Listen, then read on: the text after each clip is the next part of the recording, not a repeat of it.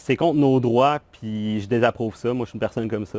Lawrence Godbout est infirmier auxiliaire depuis 6 ans. Il adore son travail, mais pas question de se faire vacciner. C'est le fait d'être obligé. C'est du chantage. Si t'es pas vacciné, t'es crissé dehors. Ça marche pas, là. À la suite de l'annonce du gouvernement, l'homme de 29 ans songe maintenant à changer de vocation.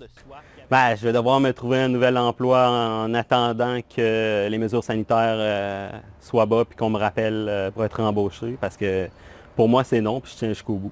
D'autres sont plus ouverts quant à la vaccination, mais ils aimeraient pouvoir attendre encore avant de recevoir leur première dose. Je fais totalement confiance en la science. Cependant, je demeure sceptique toujours quand même par rapport à la rapidité dont le vaccin a été fait. Je vais peut-être me relancer dans la construction. On a plusieurs des collègues là, qui regardent souvent pour s'en retourner vers là parce que ça offre des belles conditions. Dans la région de la Capitale-Nationale, 92% des employés ont reçu 2 doses du vaccin.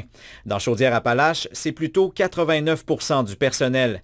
Et la perte potentielle de ces ressources pourrait mettre énormément de pression sur le réseau de la santé. Il y a un problème de personnel. Ça fait que si on a des employés, qu'on a des infirmières qui vont se retrouver sur la touche en plus, j'ai de la misère à concevoir comment on va bien desservir la population.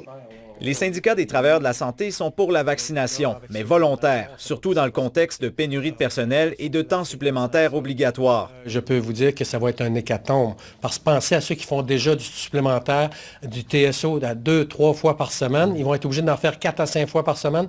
Ce monde-là aussi vont démissionner. Fait qu'il y a une problématique majeure. Il faut que le gouvernement trouve un autre moyen d'aider